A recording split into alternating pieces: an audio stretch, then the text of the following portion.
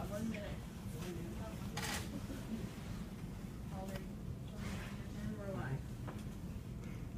Hey Madigan Facebook viewers, the JBLM Cares Patient Town Hall will begin in 5 minutes. If you can hear me, please give me a like. Do I have any likes?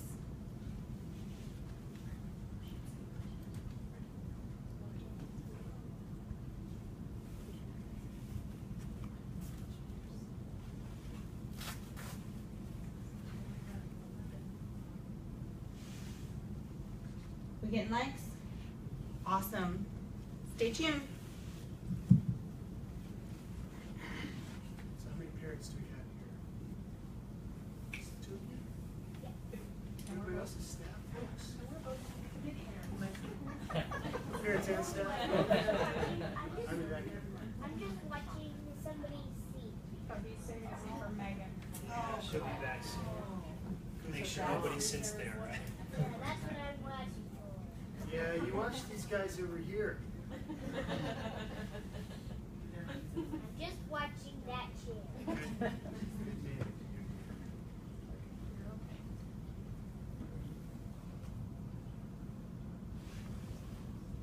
Watch that too, just in case.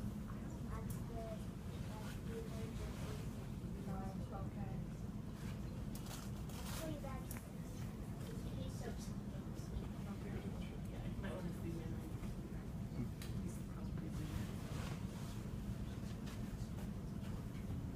So what questions you guys can answer for us? What topics? Referral management? What kind of referrals?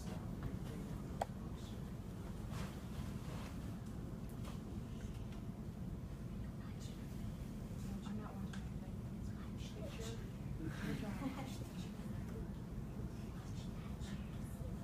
Whoa, I thought you moved. Why don't you Watch sit in it it? close. The JBLM Cares Patient Town Hall will begin in 2 minutes. So start tuning in.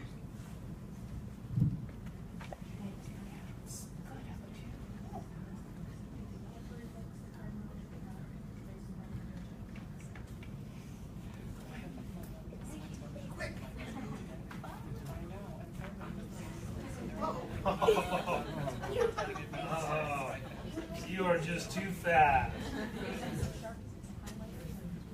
Really fast. Yeah, I didn't have any time to play games.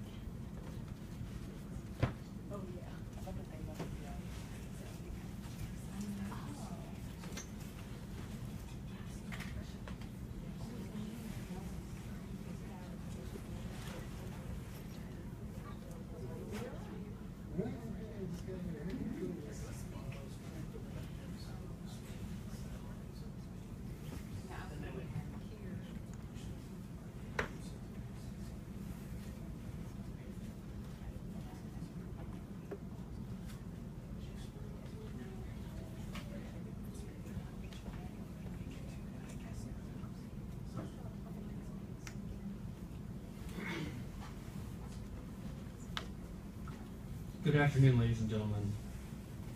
Thank you for joining us for this first town hall meeting at the Joint Base Lewis McCord Center for Autism Resources, Education, and Services. This is our first town hall event from this center. We're very glad you could join us today. We're especially glad to have those of you who are joining through the Madigan Facebook page, and we're fortunate to have that technology that allows us to reach out to so many individuals out in the world who are interested in what we're doing here. Before we begin, I'd like to introduce to you Colonel Michael Place, the commander of Madigan Army Medical Center, and sitting next to him is the acting Command Sergeant Major Kevin French. Colonel Place has already had a very distinguished career in the Army, and his biographical sketch can be found on the Madigan homepage. I won't go into all those details now, but this where we are right now, the JBLM Care, is just one of the things that he's done in his career that has distinguished him. And we're very fortunate to have him as our commander at this time. His guidance and direction has made this possible. And without him, I don't think we would be standing here at this time doing this. So, Colonel Place, I'd like to give the floor to you for some comments. Thanks, Dr. Wilson. So they wanted me to stand, so I guess I'll do that. Just a couple of things before we go. The questions are really what we're here for, so I'm not going to take a lot of time. I did want to point out that no, this is not actually true. This is not a me thing. This is a whole lot of people that are working on it. And in fact, we were just talking moments ago that this is a culmination of years of people working together to try and conceive of how to do this. And I just happened to be here at a time when that all came together so we could get to yes. So it is truly a privilege, and on behalf of all of Madigan, we are thrilled to be able to offer this to our community. This is it, as far as I'm concerned, a readiness issue. This is so our service members, our soldiers, sailors, air Marines, and their families can be prepared to fight and win our nation's wars. And they can only do that if we provide the services so that their families can be cared for, they can have a stable home life to meet the challenges that those deployments and combat operations pose for all of us. So that's what this is for, is to provide readiness to our services. Now, this facility itself doesn't solve any of the challenges for having an individual with autism in your life. It does not. But it does provide us a common place, a focal point, if you will, for our installation and the surrounding community where resources, education, and services can be found. So in many parts of the country, including here at the greater JBLM Tacoma area, there are a lot of services, there's a lot of outreach and so forth, but there's not many places where that all comes together to be focused so that it's easier access for folks to get to. That's what this is about. There will be some services provided here, there'll be educational services, there'll be resources of different kinds, but we wanted to have a facility, a place that is safe, that understands the challenges that you're facing, and that's what this is for. So thanks for the opportunity to say just a couple of things to get started. Again, please send us your questions. We're interested in answering them so everyone can understand what JBLM Cares is all about. Thanks. Thank you, Colonel Place. And I would like to introduce some of the other individuals who we have at the table this afternoon. To my far right is Lieutenant Colonel Eric Flake, and he is the Fellowship Program Director for our Developmental and Behavioral Pediatrics Fellowship. And he is also one of the visionaries behind JBLM Cares and the impetus to get this going at this time. Next to him, we have Alicia Grady from Armed Forces Community Services, also one of the key players to get JBLM Cares up and running. In addition to the people at the table, we also have some of our therapists with us today. So if you could please stand as I introduce you. This is Amy Walters. She's one of our occupational therapists. Angela Curtis, our speech and language pathologist. Carrie Croy, sitting next to her, also speech and language pathologist. In the second row, we have Ellen Ham, our occupational therapist. And also with us today, our front desk clerk, Angela Vargas. Now, our center combines also our EFMP systems navigators, and we have with us Terry Giles and Megan O'Day also sitting with us. So when you come to JBLM Cares, you will get to meet these fine individuals, and they will be here to help take care of your children. I am Major Dan Tolson. I'm also a developmental and behavioral pediatrician and the medical director for JBLM Cares. Some of you have already submitted questions to us beforehand, and if you have questions, if you're out in our Facebook world, please type those in. We will get to those as we can. But we'd like to open up the floor here to any questions from the audience. So please ask your questions and we'll answer them.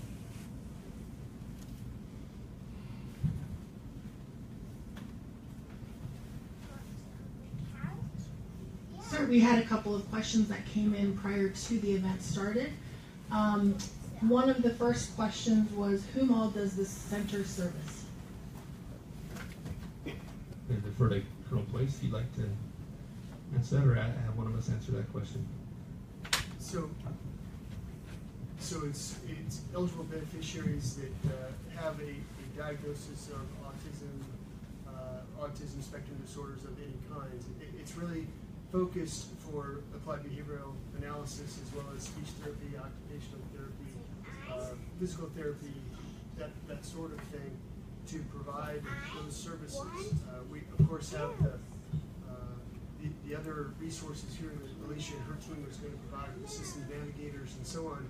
But the idea is that if you're an eligible beneficiary, then you can come here. For the medical specific services, they will need to be referred properly from a qualified provider and so forth. But the center is open for all of those from the community. Anyone on post eligible to get on post and meets the criteria to get on post can come here. We can talk about the services and who we can link you up with and all the rest of that. But it's designed for those eligible beneficiaries across the greater JBLM community.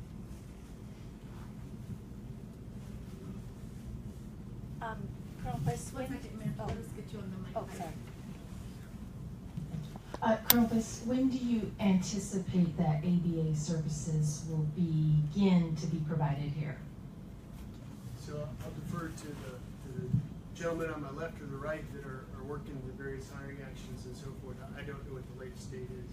I can answer that, sir. So we've been working very hard to get all of our therapists in place, and it turns out that board-certified behavior analysts who provide ABA therapy is a new position for the government.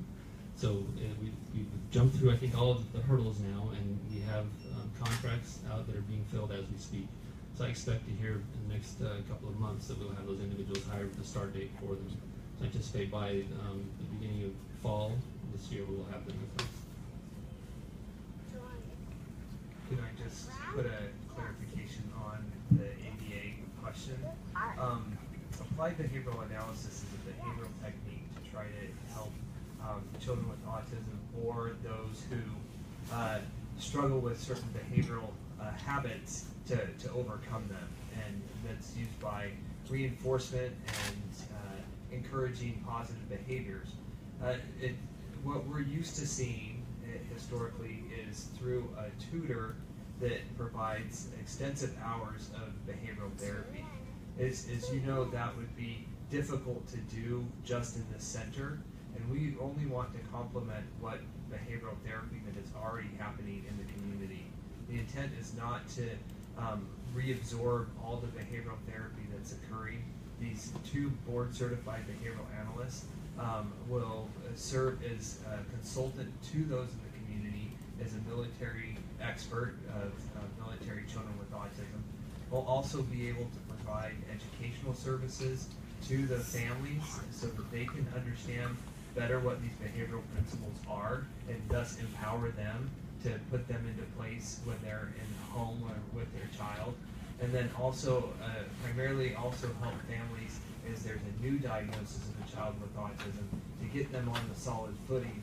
I like to think of it as providing them to be good consumers, so that when they're looking for a behavioral therapy company to work with in the community, they're able to ask the right questions and help determine what is the correct fit of behavioral therapy for their child.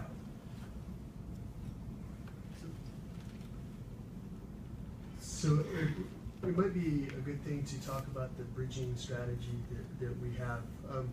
So the intent has never been for us to take all of those children with autism and bring them all here and provide services just here. Part of the construct that we've had since the very beginning is that we would be in many ways a bridging service for families that rotate into joint-based Lewis McChord, military jargon PCSing. The PCS here, that we can initiate therapy until such time as the appropriate therapist in the community can be located.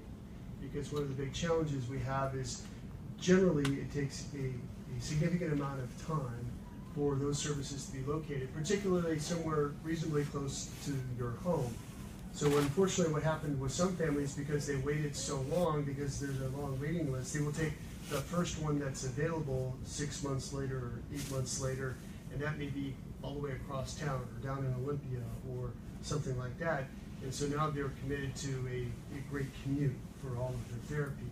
So rather than that, we'll have something here until the right therapist reasonably close to your location that you can then access. And you probably talk about the numbers, but I don't remember what it is, but a significant portion of the people that will be cared for on the clinical side with ABA therapy will be in that regard. Is that accurate? That's correct, sir.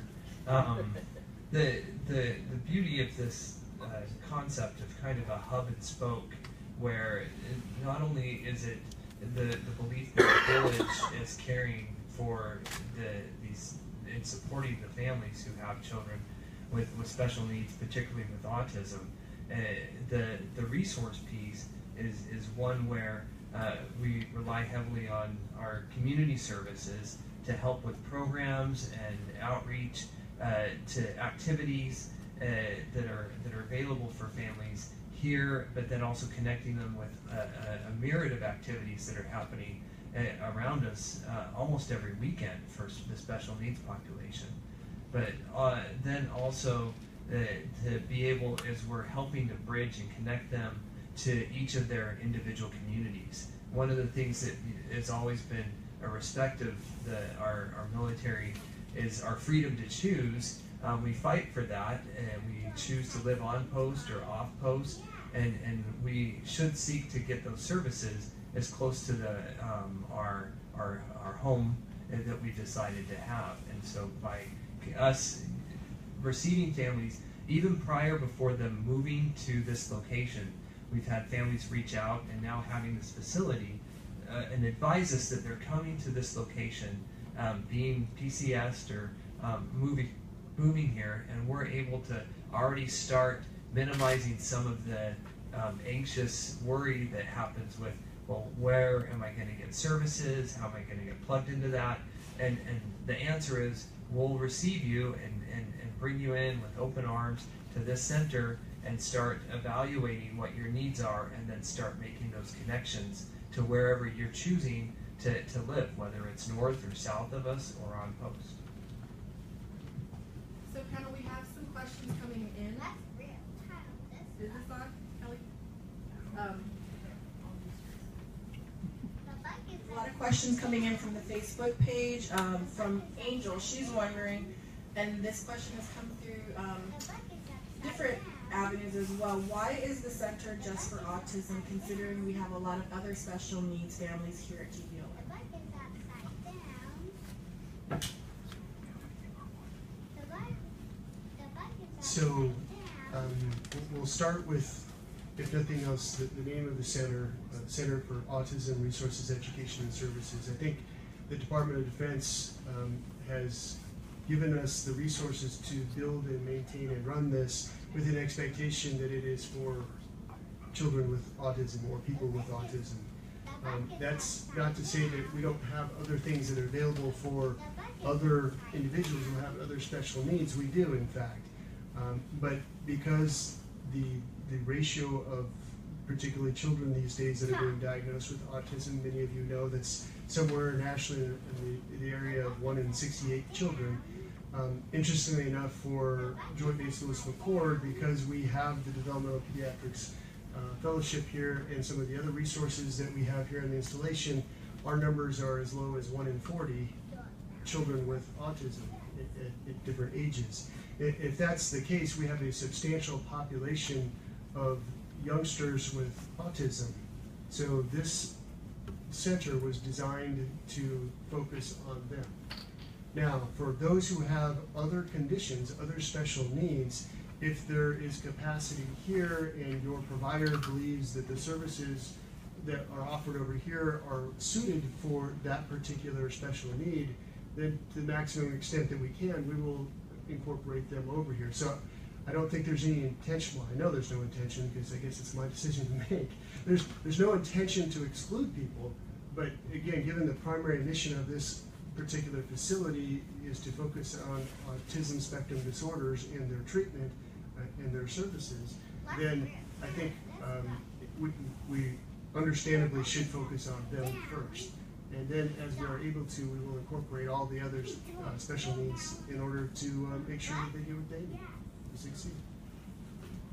And then I'll just add for other conditions, we have 2 systems navigators that will be here in the center full-time, and they will help the other families navigate through the various programs and services that are available on and off the installation. We have a wealth of partners in the community with a pretty broad range, and we're very well connected and can provide you with those referral resources for those programs and services. So yeah, going back to the opening comments, remember this is a facility that should be the focal point, the nexus, if you would, to talk about all of those special needs. So you're not excluded from here if you don't have autism, but this gives you a place to come to, and if we don't have the right services or the services are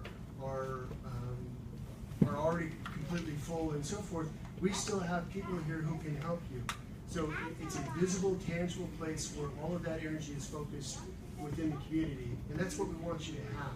So we'll take care of you. Don't think that we don't want to see you here. We do. Let us help you find the right resources, the right therapies, and so forth. That's what this place is for.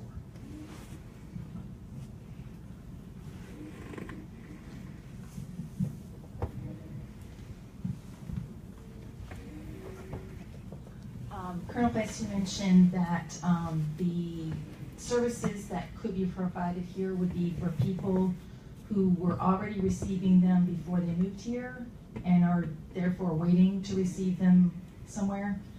What is the plan for services for people who've been diagnosed with autism and have not yet received the services outside or anywhere? So again, I'll leave that to the developmental pediatricians up here. That's what they do for a living. Yeah. So I can answer that question. So anyone who PCS is to JBLM, or if your child is identified and diagnosed with autism as a new diagnosis, this center will be available for them to use either scenario, and you can access our services the same way for either scenario as well, through a referral through your primary care physician or through your specialty care provider. So one of the wonderful things about Madigan in our developmental pediatrics program, I don't think a lot of people know, is that we actually have the second largest program in the country. Let me say that again, the second largest program in the country. So we have a great deal of expertise here from some of the leading developmental pediatricians in the country. So like all other medical practices, if your provider, your doctor, nurse practitioner, PA, if your provider believes that your child ought to be evaluated for autism, then that's the standard process what we do. We go ahead and refer them for an evaluation for developmental pediatrics. They will use the same sorts of systems that we use elsewhere in the country, and they will make a diagnosis of whatever the diagnosis is. It may be autism, it may be something else. That's what they're here for, is to sort through all of that. But yes, we want folks to come forward and talk with their providers and say, hey, I'm concerned about my child. What do you think? And then we'll get the ball rolling. And once that gets started, it's the standard referral process that we use for every other condition that you have in the hospital. So yeah, come on in, we'll check you out, and we'll get you into the system. They have, for those of you who walked around, we have some some great places here in this facility where they can do some observational therapies and sort of observation to see how the kids play and how they interact and all that sort of thing with a multidisciplinary team. So this is the state-of-the-art kind of place to make all that happen. And just so you know, the folks here and some other folks went across the country. We sent folks on a road trip to go see the best places in the country for how to do exactly this. Everything from the diagnosis and evaluation through observation of play and interactions and that sort of thing, to speech therapy and occupational therapy and resource education centers, all that sort of thing. We went and looked to see what it ought to look like, and then the team designed this facility to reflect that. So you have some great clinicians in a state-of-the-art facility and some great referral folks. You're going to get some good care here, guaranteed. I'd just like to add on a comment to that, because as I was one of the people who was going and researching different centers across the country, and across our entire nation right now, the wait times to get in to see a developmental pediatrician is about 12 months. And so we're pretty proud that here we've been able to get that wait time down to within 30 days. So we can start that evaluation process for you right away. And now that we have our JBLM Cares team here as well, we can incorporate evaluations from speech therapy and occupational therapy and other services to make that comprehensive evaluation happen for those children. So it's a great thing we're able to do here. Okay, we have a question from Candy on our Facebook page. She wants to know if there will be any Spanish-speaking professionals available for our EFMP families. So I can answer that if you don't mind. And so both myself and Dr. Flake are fluent in Spanish, and we also have a couple of our therapists who are also fluent in Spanish who work with Spanish-speaking individuals. So yes, we do have Spanish-speaking people here in the facility.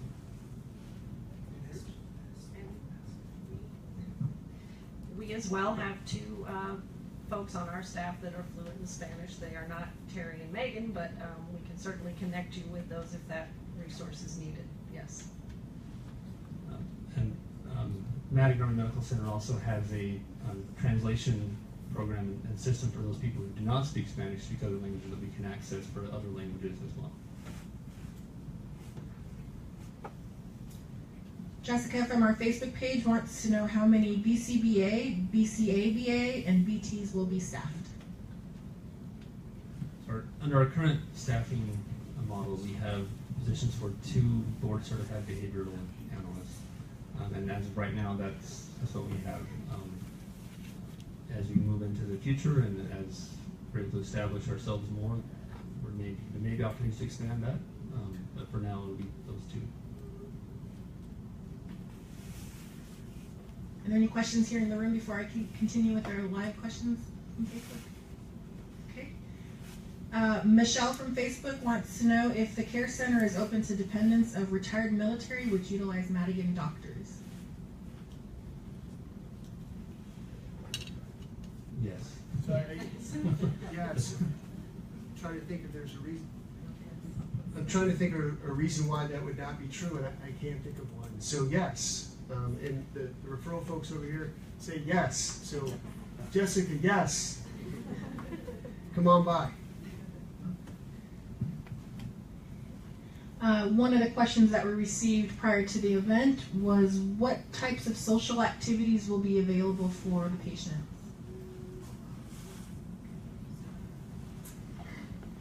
So the systems navigators have developed a quarterly marketing plan, which will include quarterly family find activities. They'll be doing peer-to-peer groups here in this resource room that we're sitting in. They'll also be doing structured type groups for families and children. And we'll be publishing that schedule in the very near future, and we'll get it out to all our families so you're aware of the different activities that will take place here in this room.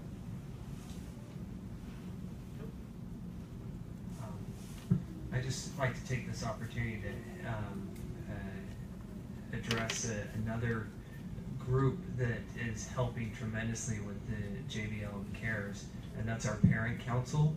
I know that they wouldn't all want to be introduced individually, but just they've been critical from the onset of the design and the implementation of this facility and how it can reach the needs of each one of the parents and children of those who have an autism spectrum disorder, and how we can help with being better connected with the community. And so from their feedback, as well as you providing them feedback, whether it's on Facebook or directly to those individuals, know that those will be heard and they'll be implemented as we can, as we're taking these steps of the center. I mean, there's a lot we want to do. There's a lot that has the capability of doing. It's just we want to do it in a thoughtful process, so that as we recognize we're definitely being looked at by the country, as this is a pilot opportunity and the first time that our leaders have been willing to take this step forward. And I think it's innovative and it's progressive, and it's the way medicine is going to kind of bring the community together as this is doing. It's just a matter of if we want to do it right and make sure that we cross those correct steps. So Dr. Flake is exactly right. So we've talked about this at great length. I want everybody to understand this is the starting point. Okay, this is where we are at the beginning in terms of all the resources that we're bringing together here. If there are other experiences, there's other activities, there's ways that we can improve this. Bring it on. Let's talk about it. Let's make plans. Let's collaborate with our community for the things that they have available that they want to offer for our special needs kids, specifically those with autism. That's what this is for, is to bring that community together to figure out the best ways to take care of these great kids. So yes, if you have ideas, please send them to us. Stop by, leave us a note, drop me an email. All of those are fine. We would love to hear from you. So, Colonel Place, I held back as long as I could, but you know I have to say something. But you may have preempted my answer, or your answer of my question, because you know my soapbox is the community. And the community, for me, is a very large community. It's not just JBLM, it's Pierce County and several of the other things that you know we're involved with. So I'm involved with PAVE, Partners for Action, Voice and Empowerment, which is headquartered here in at TCC. So do you envision some of the community people coming out here with the research and education? And then my follow-on question to that would be, what would be the 3 things that you would want me or the community to do to help you move this forward from the starting place? So, George, to answer the PAVE question, yes, we're already connected with PAVE, both Terry and Megan and all my other EFMP coordinators, and so we'll certainly work with them to do those educational type activities that you're talking about. And then, sir? So 3 things. It's like 3 wishes, right? Yes. Yeah. I have to think hard about those before I do actually 3 wishes, because I don't want to run out of wishes before I get the ones I really want. So yes, we want to collaborate with anyone. The secret sauce for effective treatment of these kinds of conditions are to bring all of the people in the community, across all of the community, not just the military community, not just the special needs community, the entire community.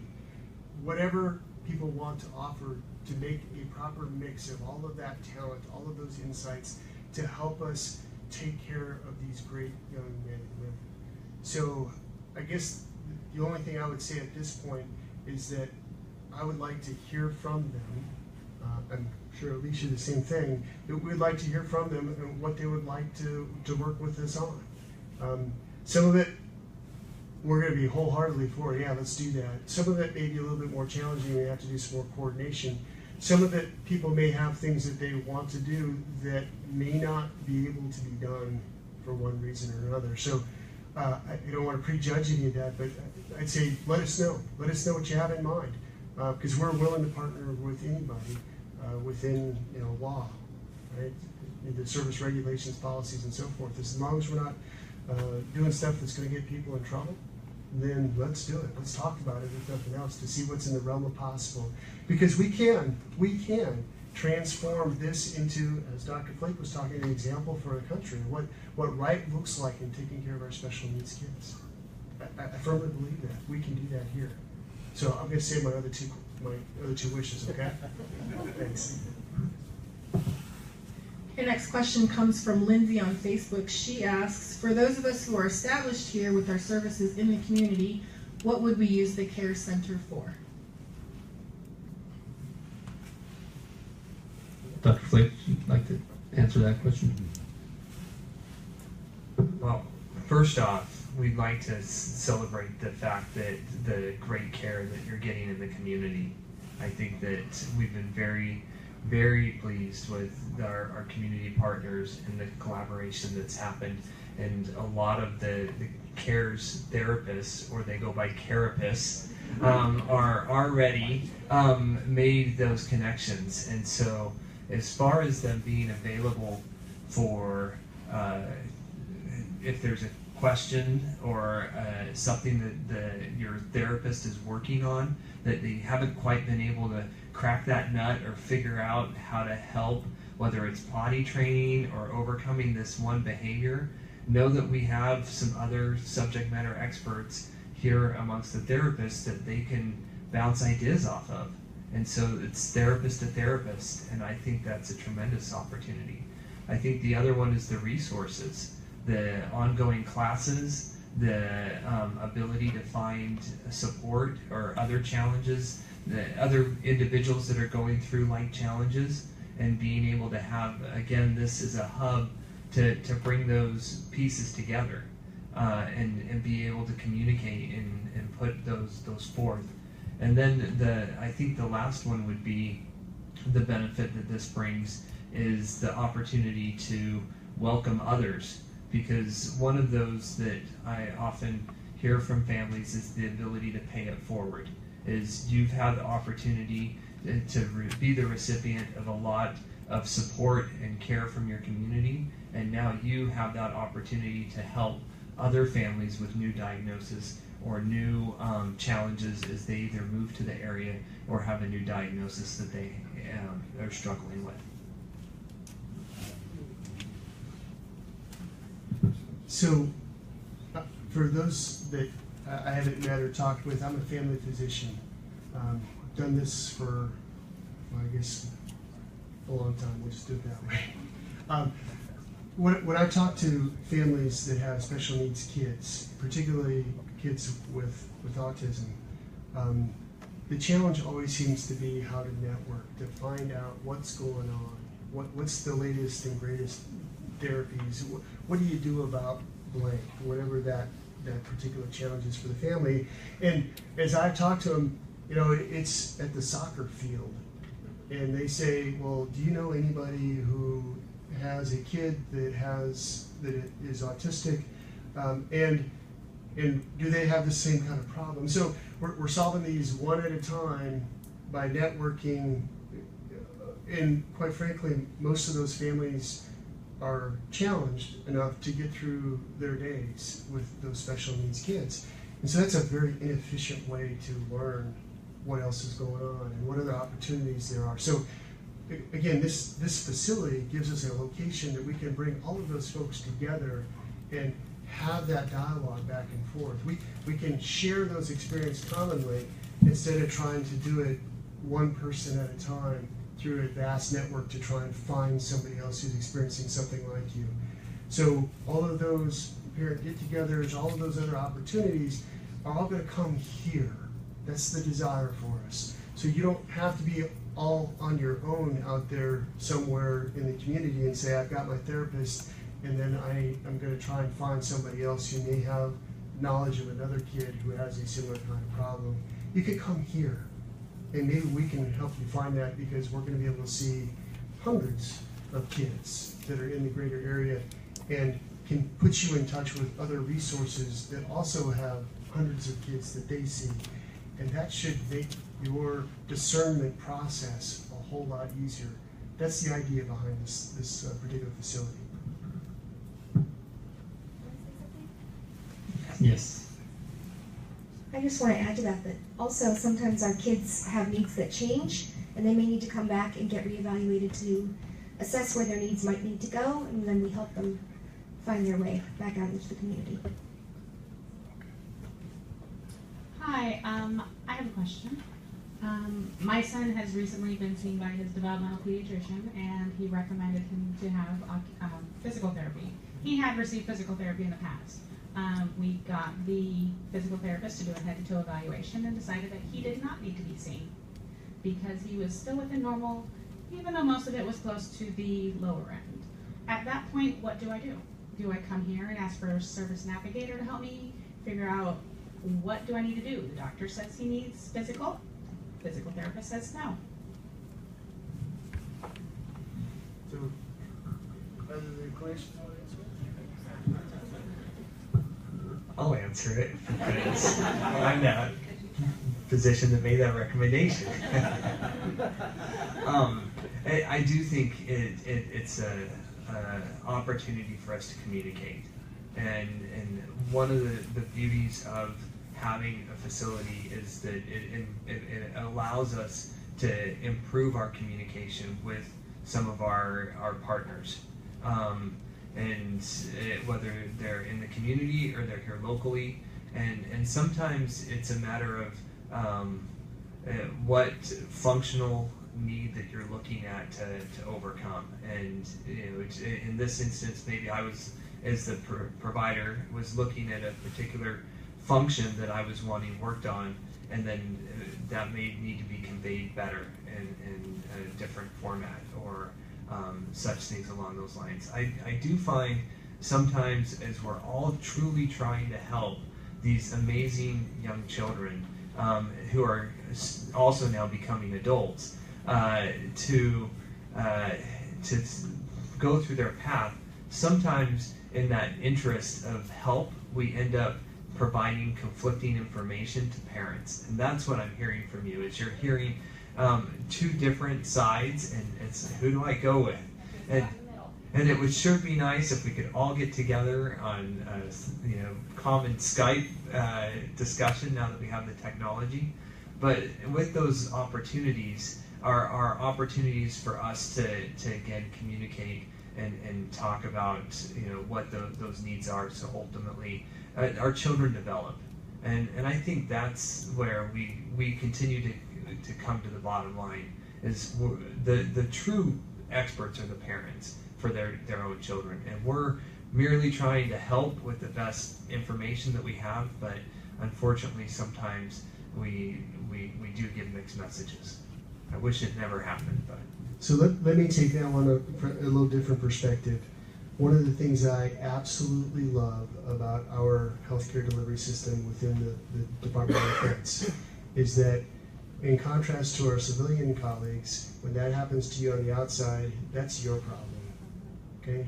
When it happens here, that's my problem, okay? As a hospital commander, he should not be put in that position. So I can tell him and your physical therapist, come see me, because we're not going to put you as the problem, okay? We're here to help you. That's our job. So we'll sort it out. We'll come back to you. If we think that there was something that we can and should be doing for him, we're going to do that. If I can add a little bit to that as well, because as I've worked in the military system as a general pediatrician at Fort Sill for 5 years, and then coming here and working here, having our therapists work with us for the past 6 to 9 months while they've been at Madigan in some borrowed space working until we had this facility ready, it has greatly enhanced my ability to take care of children with special needs. I had a son myself with Down syndrome, and we were caught sometimes in those types of situations, and it's so nice to be able to come to their offices now and say, what do you think about this child, or read their reports and understand what their real needs are. It enhances our ability to take care of children so much. Okay, we have another question from Facebook from Jessica. She asks, what type of assessment will be utilized to track progress? Is it VB-MAP? I'm assuming you guys know what that is, because I don't. So we might have to defer to our therapist to talk about that. I know possibly the behavioral, the BCBAs will be using the BB map or the ABLES. I know we have those two assessments available, and I'm not sure how they're going to be providing services. Right now, when we bring a new patient in, we are planning on doing a group intake, and that will include an occupational therapist and a speech therapist, and we will get a starting point to include incorporating a parent stress index and a Vineland adaptive scales to look at, functioning across development and within everyday routines and activities. And so that will get a starting point, and then determine 3 months later, kind of look at the parent stress indexes again, and then follow up with the Vineland as well to review progress. Okay, we have a question from both Donna and Jessica on Facebook. They want to know if new Army doctors coming into Madigan will be trained on autism service disorder disciplines and how that's going to work for our new docs. This is one of the exciting parts of this facility is Madigan has a large medical education platform across the Army. It's one of the premier places to get trained in medicine, and this is just one of those that complement that training. Already, it's interesting that you asked that question, Jessica and Tanya, because getting new pediatricians, new family docs comfortable in working with children and who also become adults with autism is critical, and it's something that we as a nation are trying to develop.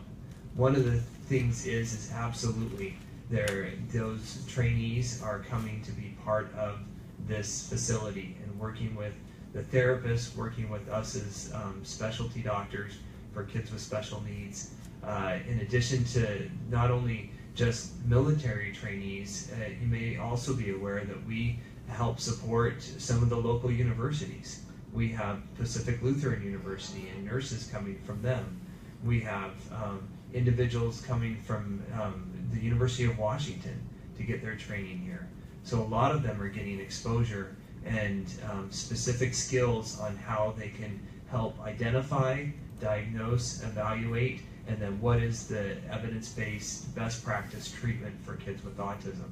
And of those, just giving a shout out to our residency class, we have some of them going up to Fairbanks, to Fort Irwin, over to Korea, and all of them are now getting some of those specific training so they'll be able to support those families in those areas as well.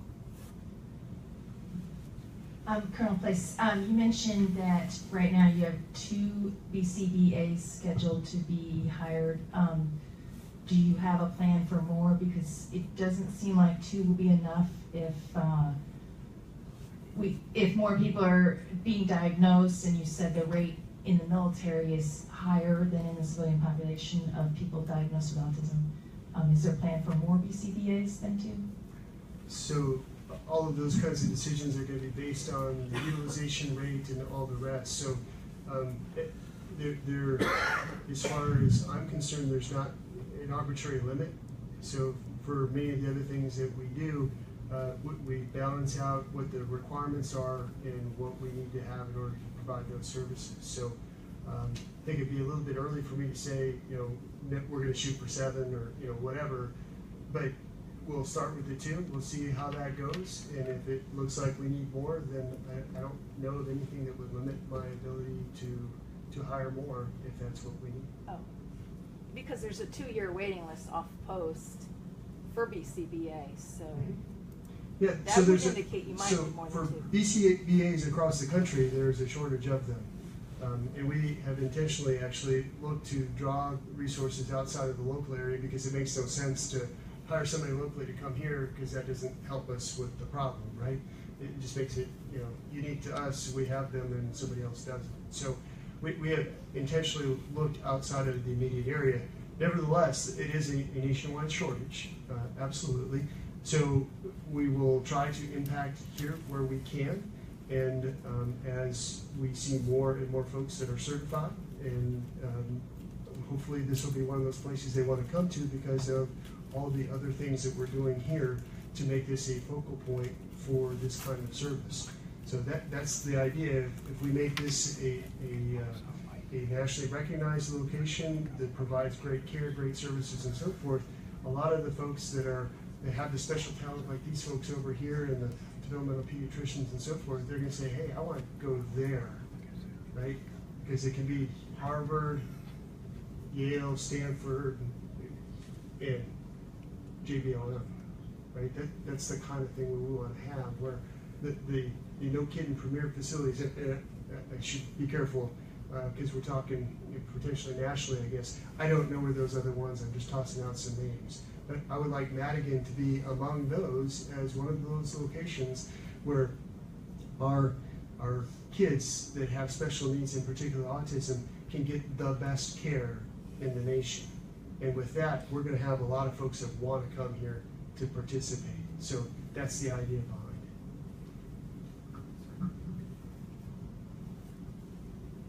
One of the things we anticipate even two BCBAs being able to do is being able to help connect and empower the BCBAs and the behavioral tutors that are in the community. And it's difficult to communicate with every single program that's out there. There's well over 30. When we pulled off from our referral list, and I'm sure you've probably gone through almost every single one, it's almost 20 pages of individuals that are reported to be able to provide ABA services in our community. And being able to identify and facilitate which ones of those are currently accepting new families, which ones of those have an exorbitant amount of a wait list, which ones have hired 2 or 3 new tutors and now have availability. And so we want to get our families in with those available locations. There's success stories, and then there's also stories that break your heart on just how long it is to get services. And especially for behavioral therapy, it's not one size fits all. Every child has an individual treatment need, and some of it may be long, extensive hours per day, and some of it may just be 1 hour a couple times a week, kind of as a booster. And us to be able to communicate with those community therapists, I really think even just with 2, we'll be able to see an impact. It may not be the full impact, and we'll be able to assess that, but I envision them being force multipliers to the other behavioral therapists that are already in the community. All right, we had a question submitted by Lisa a couple of days ago. She wants to know if there are any social programs that we made available for adult family members with autism. Currently, she is without the help of EFMP because her family is a retiree family, and she wants to know if there are any options for finding resources for adult dependents to engage in social activities. So absolutely, our systems navigators that will be placed here, or that are placed here at the center, can help find those resources in the community, but also utilize those type of social activity services here through the community side of EFMP. So yes, please come here and we will get you linked up. All right, we have a question from Jessica. She wants to know if we will be providing any type of feeding programs. So we will be offering some feeding programs, and would you like to talk about those? So depending on the evaluation and the need, we have a couple different feeding groups that will be happening. One is going to be a feeding group in the morning for we're calling it the breakfast club, and then we have a lunch bunch and a snack and yak. So what we would need to do is we would need to do the initial assessment to determine the need, and then ongoing services in a group may be able to be provided. Those groups will run anywhere from 4 to 6 weeks and focus on specific skills. I'm hoping I get invited to one of those. All right, the next question, or it's kind of a 3-part question. Will JBLM be taking more EFMP families? That's the first part. Will JBLM Cares be a basis for compassionate reassignment approval? That's the second. And questions regarding how are we working with the schools to ensure that they have resources available to help kids with autism? So we have talked about this a fair amount. For each of the services, we do not expect that there will be an increase in terms of assignments of special needs kids here, at least in the foreseeable future, the next 2-3 years. That will give us an idea of how we're doing in terms of capacity and so forth. Theoretically, it's possible for that to happen, but I don't anticipate that happening. So at least in the near term, I don't see any impact in terms of the numbers, the population, and so forth for the local schools or for the local services. Compassionate reassignment is a very specific process that each of the services manage through their human resources commands or at the command level for the service. I imagine that there may be someone who is requesting a compassionate reassignment here. I would ask you to hold on that, because right now we don't necessarily have what it is that you're looking for here. The other thing about compassionate reassignment, at least in the Army, because I'm familiar with the Army regulation that goes with that, compassionate reassignment is for a temporary situation. I am pretty sure that most of those who are going to be diagnosed with autism do not expect to have that diagnosis lifted within a period of time. Usually a year is what the compassionate reassignment is for. So I don't think that that would probably be a mechanism that those personnel folks would consider as a reason to have someone come to Joint Base Lewis McChord. Anybody hear anything different along the way? No, the only thing I would add is the school part. We're very actively involved with our school liaison office, who has very good communication with all the school districts that we serve in the JBLM community. And they've asked those questions as well. Is this going to have an increase in special needs children in the school system? And as Colonel Place said, right off the start, the answer is no. But again, because we have those relationships with our schools, if we see that need rising, we will certainly be able to work with them immediately and figure out ways forward if it were to become an issue. And let me comment a little differently as well. So as recently as a couple of years ago, we had families that were EFMD qualified that were denied the opportunity to move to Joint Base Lewis McChord because there was such a backlog of special needs kids, in particular kids with autism, that literally could not receive services here in a reasonably timely fashion, as in a year. Right? The backlog was that long for you to be able to get services. So we literally, as one of the largest installations in the Department of Defense, had to say, we can't take any more of these kids. I mean, that's pretty profound when you think about it that way. So what this hopefully is going to do is kind of bring us to the point where we can deliver those services to those kids in a reasonable time period, as opposed to looking to get more kids. Okay, that's not the purpose of this. We're not looking to devise a system whereby all of the special needs kids in the Army, the Air Force, the Navy come through. That's not what this is for. This is for us to optimally utilize our resources here to deliver this care to the kids that are here. So I think it's important to understand that when we were able to garner the resources to do this, that was clearly the message that we had. And as far as I know, all of the services have concurred with that. So thank you for the question. I think that's important for people to hear and understand. Angel from our Facebook page wants to know, well, she says this: right now when special needs families start talking about preparing to move here, what they hear is that not just the wait lists are long, but that kids come here and they lose their autism diagnosis while here at JBLM, and in many cases able to get the diagnosis back as soon as they move to new bases. So I think her question is regard to the diagnosis of autism, and if we're lifting it or if we're not, how is that working? So we consider a diagnosis of autism a lifelong diagnosis. Sometimes we have families who come in questioning that diagnosis and want us to do a reevaluation. We use our resources to help answer those questions. We are not in the practice of removing that diagnosis, and if that's happened, we hope that was done in a reasonable and very thoughtful manner, but that is not our practice here to do that.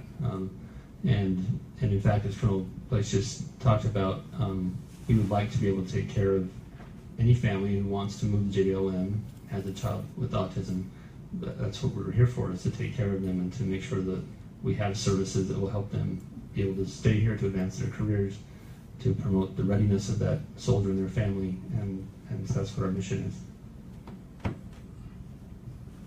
Just to complement with what Dr. Tolson mentioned, we understand that there's definitely different ways and people look and come to a conclusion if a child meets the criteria for autism. We across the board in a training location here, we try and set a very high standard of evaluation for that to occur, and encourage us using a similar format, which is the Diagnostic Statistical Manual 5, and then using a rigorous test called the ADOS, Autism Diagnostic Observation Scale, to try and come to the determination. And I know we spend quite a bit of time to identify those kids that have and meet that criteria.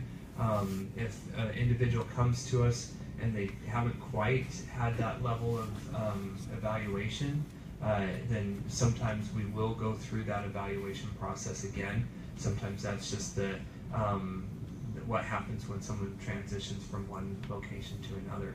But ultimately, the bottom line is we really want to advocate in the best way we can for the child.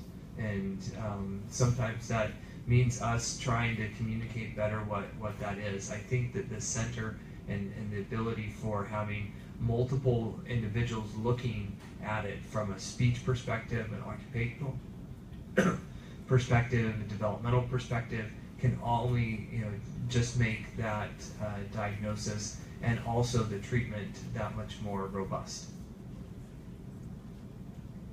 So I believe we have time for one more question. Okay, we have a question from Lucy on Facebook. She wants to know if there will be evening services or programs available, and how do families come into JBLM? Do they get registered, or do they need a referral from their PCM? So we can talk about some of the evening programs, and if you'd like to do that briefly. Ellen or Amy? So one of the things that we're actually really excited to offer are some parent classes, and we're planning on doing some basic classes for families that are just receiving a diagnosis. It's going to be a series of 3 classes on Monday evenings, and that will give you some basic information of kind of where you're starting at, where you're going, what to expect, how to access resources. We're going to then incorporate some classes on kind of what happens next. Now you've got this kiddo with the diagnosis. Now maybe he's entering school. Now what's coming? What to expect when you get into that school setting. Our ultimate goal is to then also include some classes on the adolescent population. You've got a kiddo with autism. What's going to happen next? And where are we going to transition? And what kind of activities can we get this kiddo involved in? And resources that are out there for those families. So we're really excited for that education aspect for families here. As far as accessing the center for the medical services, we do ask that you have a referral put in from your physician or medical care provider. For the community services, those referrals can be self-made or come through different areas, whether that's from your command or from EFMP themselves. So for medical services, a medical referral. For other services, you can come in and we'll walk you through that process. Yeah, let me expand that a little bit. For the medical services, you have to be an eligible beneficiary within the DoD for medical care, and then you have to be referred for the medical services. For the EFMP, for all of the other navigation and so forth, you have to be an ID card holder, correct? So any ID card holder, active duty, retired, they can come. The other question I think that Lucy had there was to get on the post. So you need to have a driver's license. I believe in the state of Washington, you have to have the enhanced driver's license to come on post. You have to have a vehicle that has got proof of insurance and registration in order to get onto the facility. But if you can get onto the facility, then you can come on over here and we'll be happy to talk with you. I hope that answers your question, Lucy. If we were unable to get to your question today, we encourage you to write it down and leave it with us, or post it on Facebook. And all of the answers from today's town hall will be posted on the Madigan Facebook page and the JBLM Cares website for your reference. And as we close, we'd like to give some time back to Colonel Place and Sergeant Major French for any comments they'd like to make. So, Sergeant Major, you got out of this. Yes, I did. Your opportunity. Well, I just also wanted to add to it that when you look at the aspect of readiness, a facility such as this one will give our service members the opportunity to focus on their mission at hand to win the nation's wars. So we're really excited about the facility as well. Thank you. Thanks, Sergeant Major. So to close it out, thank you. Thank you for joining us. We look forward. We are thrilled. We're excited. I can't tell you how long we've been working on this and how badly we wanted to provide these services to our community. I think it was within the first couple of weeks of me getting here, Alicia grabbed me and said, hey, I need you to come with me to this thing. And this thing happened to be a conference with folks that were trying to take care of special needs kids. And that kind of started this thing, or sparked this thing, I think would be fair to say, that this was in the realm of possible. And so it's been 2 years, almost exactly, since that event. So I am thrilled to see this take off. I am eager to see the kids come streaming through here and having them out on the playgrounds and having the noise, the hustle and the bustle. It's just absolutely wonderful. So thank you, all of those of you who gave us questions. Thank you to the community for your interest and involvement in this, and we look forward to taking great care of your kids. Thank you.